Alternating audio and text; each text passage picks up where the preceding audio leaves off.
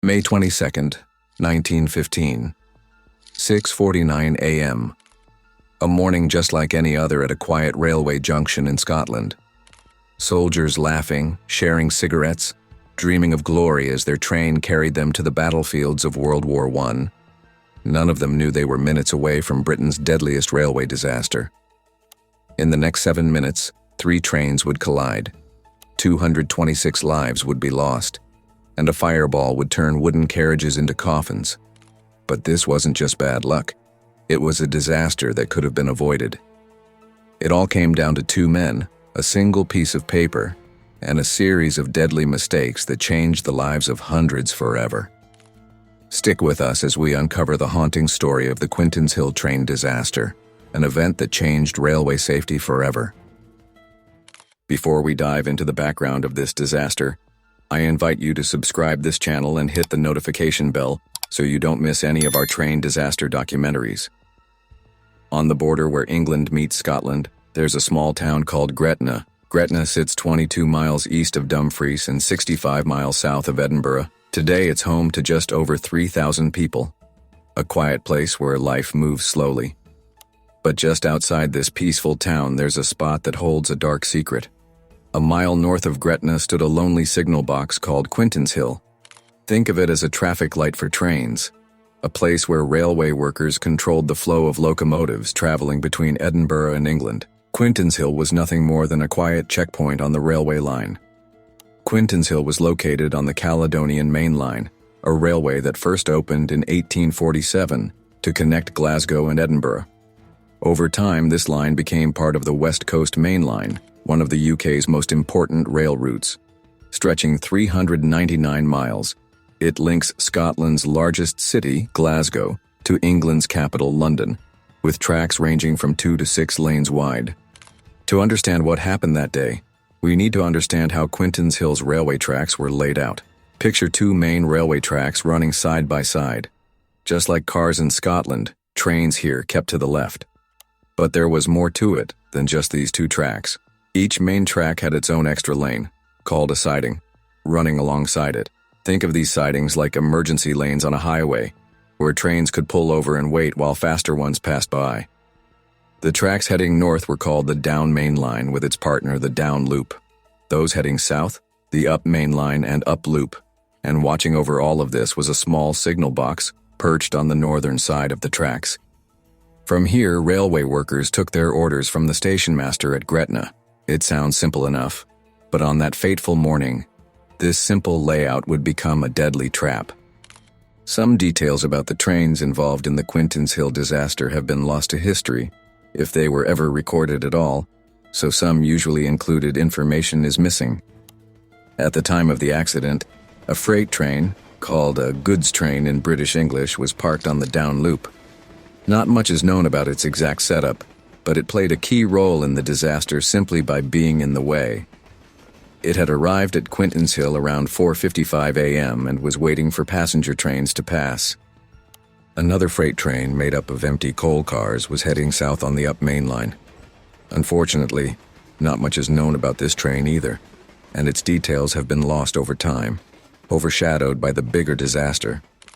A local passenger service operated by the Caledonian Railway was making its way from Carlisle, England to Beatwick, Scotland, using the Down Main Line. This train was scheduled to depart Carlisle at 6:10 a.m., just 5 minutes after a sleeper train that left at 6:05 a.m. However, it usually left a bit later, often around 6:17 a.m. If it didn't depart by 6:25 a.m., things would get complicated, because at 6:30, a competitor's express train had priority on the line. And on the railway, priority means everything. If our local train missed its slot, it wouldn't just be late. It would trigger a domino effect, delaying every other train waiting at Beatwick. The railway had a solution for this daily situation. If the slower local train left on time but the faster sleeper train caught up, they would direct the local train into a passing loop, similar to pulling over on a highway to let a faster car pass. Quintinshill was one of the locations where the local train could be moved aside to allow the faster sleeper train to overtake. While the exact number of cars in the regional train on the day of the disaster remains unknown, We do know it was pulled by a 903 class steam locomotive, number 907. Introduced in 1906, the Class 903 was designed for express trains.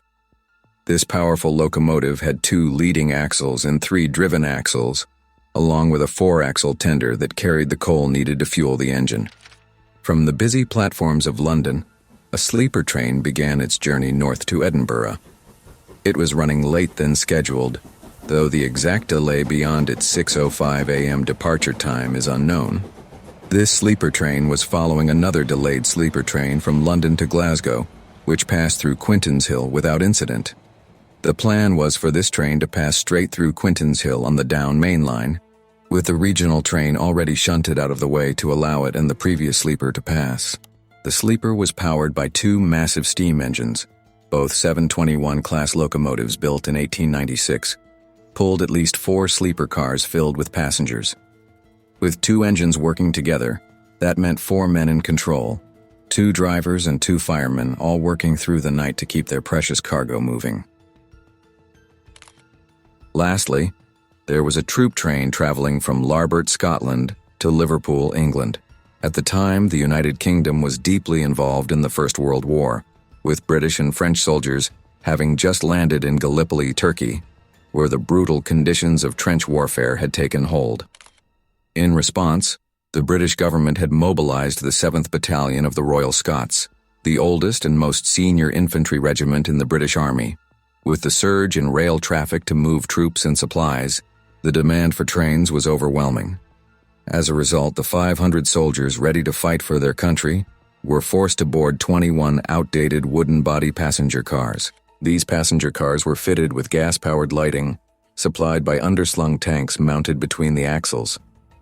The troop train's journey was supposed to take the soldiers from Larbert to Liverpool, where they would board a ship bound for Gallipoli. At the rear of the train were several baggage cars carrying extra supplies and equipment for the soldiers. 6 a.m., May 22, 1915. A freight train was parked on the down loop, blocking both mainline tracks and the up loop for the following trains. The signalman on duty at 6 a.m. was Mr. Meakin, working the night shift in coordination with Mr. Thorburn, the station master at nearby Gretna station. Normally, Mr. Meakin would be relieved by his colleague Mr. Tinsley at 6 a.m. for the early day shift. At around 6:30 a.m., the local train arrived, bringing Mr. Tinsley to the signal box. It was now time to make way for the northbound sleeper train.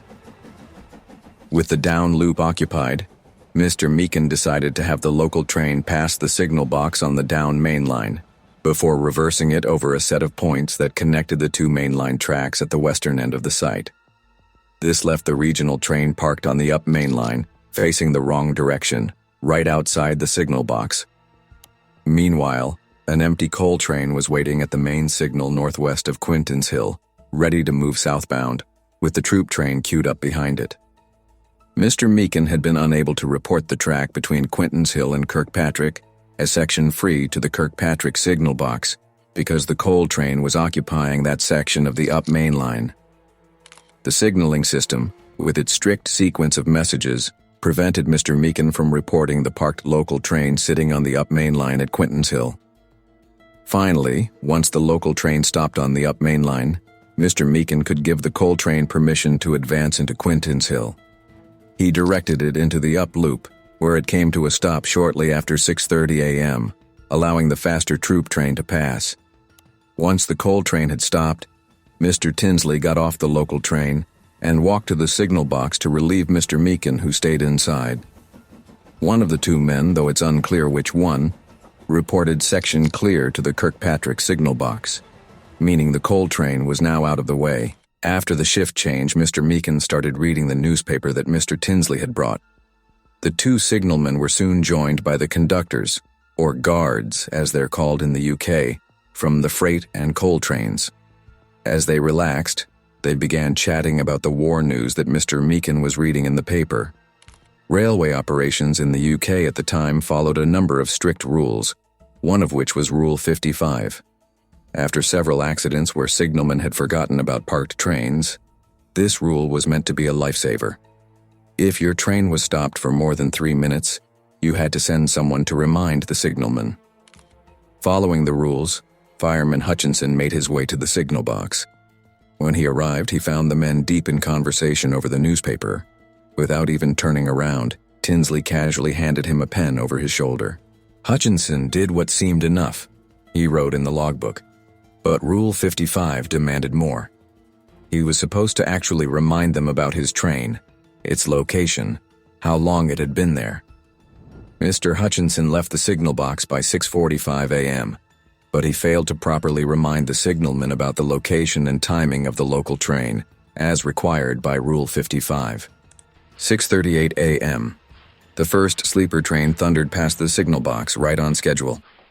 Inside, 5 men continued their morning conversation over the newspaper. At 6:42 a.m., the telegraph clicked again. Kirkpatrick's signal box was offering them the troop train. But in wartime Britain, this wasn't really an offer. It was more like a polite warning. The train is coming. Not asking if it could come. Mr. Tinsley accepted the troop train and immediately announced it to Gretna's signal box, having received a train approaching message from Kirkpatrick. Gretna's signal box quickly accepted the troop train, so Mr. Tinsley set the signals to allow it to pass through Quintinshill. In the midst of all this, it seems that Mr. Tinsley had completely forgotten about the local train still parked on the up main line. At 6:49 a.m., the troop train arrived at Quintinshill, expecting to pass straight through. The troop train, traveling at full speed, slammed into the forgotten local train. The wooden carriages filled with young soldiers didn't stand a chance. They shattered like matchsticks against the solid mass in front of them. The signalmen rushed to their levers in panic, trying to stop what they now saw coming, the second sleeper train heading straight for the disaster. But it was too late. Like a deadly chain reaction,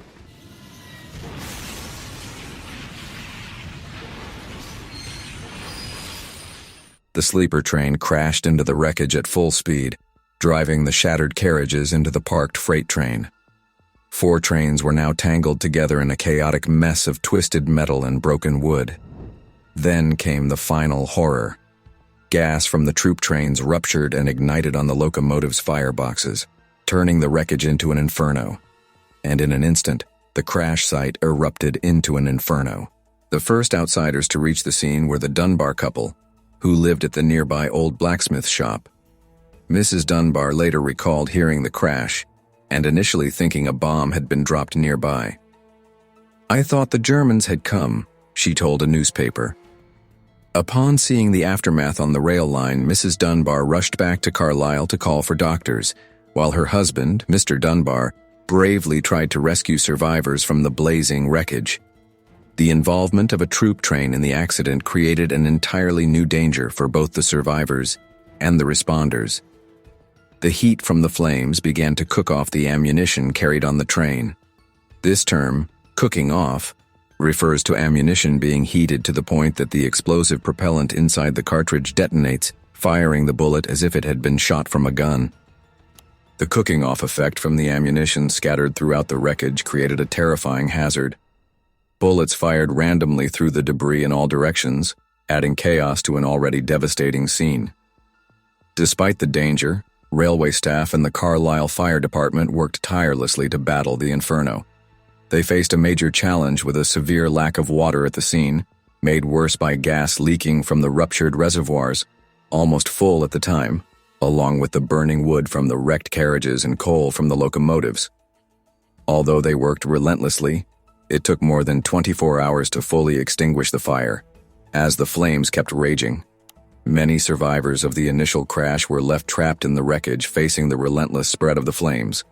Responders worked desperately to cut through the twisted metal and debris to free those still alive. In some cases, survivors were only able to escape after doctors performed amputations on site to remove trapped limbs, a desperate and gruesome act to save their lives. 70 years later, in 1985, the last survivor, Mr. Stoddart, interviewed about the horrors he witnessed, a retired colonel from the Royal Scots, who spoke out in a 2015 BBC documentary. He recalled, "All those that could be rescued were rescued. Many of them had amputations carried out underneath burning carriages so that they could be rescued. But many, of course, were trapped in such a position that they couldn't be got out or the fire had taken hold, and they couldn't be reached. And of course, since then we've heard stories of some soldiers being shot, and some possibly taking their own lives. It's never been formally documented. My own personal belief is that it probably did happen, in a sense of compassion, of mercy killing. It's almost impossible sitting here to comprehend what it was like that morning. The BBC ultimately chose not to broadcast Mr. Watson's interview. When the flames finally died, the true scale of devastation became clear. Of the troop train's 21 carriages, only 6 remained, those that had broken free and rolled back in the collision. The rest were ash. The final count would mark this as Britain's deadliest rail disaster. 230 lives lost, most of whom were soldiers from the Royal Scots. In addition, 246 people were hospitalized for their injuries. But among the mysteries of that day, one remains unexplained. In the wreckage, they found remains of 4 children. Children who shouldn't have been there. No passengers reported missing children. No local families were searching for them. Their identities remain unknown to this day. Even counting the dead proved impossible as the regiment's records were destroyed in the fire. In the end, the only way to identify the missing was by relying on survivors to point out who was gone, brothers in arms who would never answer roll call again. The next day in Liverpool, those soldiers who had somehow escaped both injury and hospitalization faced one final examination. These men who had survived Britain's worst rail disaster were now being checked for war. All who made it to Liverpool, only 6 were deemed fit to continue their journey to Gallipoli. The rest, their bodies or spirits too shaken by what they'd witnessed, were sent home. On May 24th, the British Board of Trade appointed Mr. Druitt from the Royal Engineers to lead the investigation into what was, at the time, the UK's deadliest railway accident.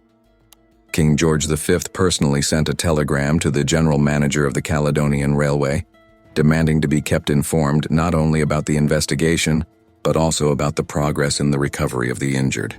However, the first crucial piece of the puzzle in the chain of events was found quickly. A piece of paper discovered in the Quintinshill signal box contained what appeared to be a rough sketch of a logbook entry, detailing train arrivals between 6 a.m. and 6:30 a.m. Upon further investigation, the signalman admitted to secretly introducing an informal agreement that shifted the shift change to 6:30 a.m. This adjustment allowed the day shift signalman to sleep in a bit longer and, for Mr. Tinsley, who lived in Gretna, it meant he could catch the local train to work when it was shunted at the signal box sidings. He would simply check in at Gretna Station, where he was told if he could use the local train for the rest of his journey. This unsanctioned scheduling change hadn't been approved by the company, so the men had started recording train movements on a piece of paper after 6 a.m., bypassing official procedures. Each morning, a deadly deception played out in the signal box. Tinsley would arrive, copy his colleagues' notes into the official logbook, and sign it as if he'd started at 6 a.m. Then the evidence would disappear. But on May 22nd, this routine created a fatal distraction. As Tinsley focused on copying notes, matching handwriting, maintaining their lie, his mind wasn't where it needed to be, on the trains and tracks he was meant to control. When Kirkpatrick signaled about the approaching troop train, Tinsley was caught between 2 tasks: keeping up appearances in the logbook and keeping track of trains on the line. One of these would cost hundreds of lives. The investigators now understood. A simple shortcut to make life easier had turned deadly. While Tinsley's pen created the illusion of following proper procedures, the reality outside his signal box window was hurtling toward catastrophe. The investigation also uncovered critical communication failures between the signalmen at Quintinshill and their counterparts in neighboring signal boxes. After allowing the coal train to move into the up loop, the Quintinshill signalmen neglected to notify the Kirkpatrick signal box that the up main line remained blocked by the parked local train. Instead, they informed Kirkpatrick that the coal train had cleared the main line entirely, leading Kirkpatrick's signalman to believe that the track was open and safe for the next train. Under standard procedures, any obstruction on the line would have required the Quintinshill signalman to report a line-occupied status, which would have prevented Kirkpatrick from offering the troop train. However, this crucial communication never took place. The oversight happened around 6:34 a.m., while Mr. Meakin was handing over duties to Mr. Tinsley during their unauthorized delayed shift change. The mix of this unapproved practice, distractions, and failure to follow established protocols played a direct role in causing the disaster. The investigation also revealed a crucial procedural failure regarding the placement of signal collars. A simple safety device could have prevented everything: a collar. Neither Meakin nor Tinsley placed this collar on the signal lever. Even more incredible, Tinsley had just stepped off that very train he was now forgetting about. The man who survived to tell this story, Fireman Hutchinson, confirmed it. There was no collar on that lever. Speaking of Hutchinson, he too played his part in this tragedy. Yes, he followed Rule 55, walking to the signal box to log his train's position. But that's all he did. Sign a book. The crucial warning telling the signalman about a train sitting in harm's way went unspoken. 3 men, 3 chances to prevent disaster, 3 failures to follow simple safety rules. Meakin didn't place the collar. Tinsley didn't check for it. Hutchinson didn't speak up. The investigation also shed light on a lesser-known but critical breach of railway regulations: the unauthorized presence of personnel in the signal box. That fatal morning, the signal box had become an impromptu social club. The freight train's conductor had already overstayed by 10 minutes. The coal train's conductor had just settled in for what would be his last 15 minutes. Meakin, who should have left after his shift, stayed for a chat. And Tinsley had just arrived, making it 4 men in a space meant for one: a warm kettle, morning conversation, yesterday's war news, simple comforts that would prove deadly distractions. The signal box had become everything the railway feared: a gathering place when it needed to be a workspace. Right outside the signal box window sat a train, plain as day. But in a room full of distractions, morning papers, casual conversation, kettle whistling, the obvious became invisible. With one simple motion, Tinsley turned the signal green. He could only do this because the safety collar, that simple piece of metal meant to prevent exactly this mistake, was missing from the lever. Miles away, the troop train's crew saw that green signal. They had no reason to doubt it. Green meant clear tracks ahead. That's what it had always meant. That's what it had to mean. In that moment, hundreds of lives hung on a terrible truth. By the time that green signal turned disaster into certainty, it was already too late. The troop train's crew, trusting in that signal as they had been trained to do, were already thundering toward an immovable obstacle. June 17, 1915. Lieutenant Colonel Druitt delivered his verdict on Britain's worst rail disaster. His words were damning.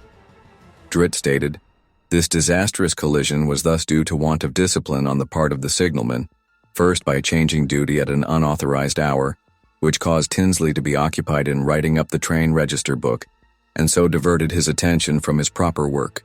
Secondly, by Meakin handing over the duty in a very lax manner. And thirdly, by both signalmen neglecting to carry out various rules, specially framed for preventing accidents due to forgetfulness on the part of signalmen. But they weren't alone in Druitt's crosshairs. Fireman Hutchinson had failed to properly warn the signalman about his train's position. A final chance to prevent catastrophe, lost. Even Gretna's station master, Mr. Thorburn, didn't escape criticism. He must have known about these irregular shift changes, yet he'd turned a blind eye. In summing up his findings, Druitt painted a picture of systemic failure, a chain of negligence, procedural breaches, and informal practices that culminated in the worst railway disaster in British history.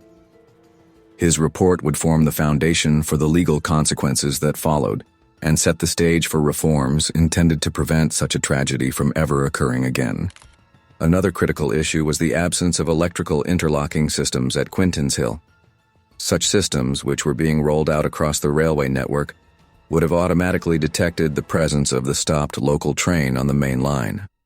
This, in turn, would have physically prevented Mr. Tinsley from setting the signal to green for the approaching troop train. Late June, 1915. 3 railway men made legal history, the first ever to face charges for the same crime in both England and Scotland. 27 survivors had died on English soil, forcing prosecutors to seek justice in both nations.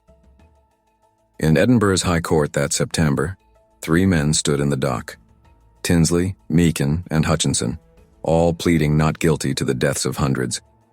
Hutchinson's lawyer successfully argued his client bore no criminal responsibility. But for Tinsley and Meakin, justice would be swift and severe. The jury needed just 8 minutes to reach their verdict.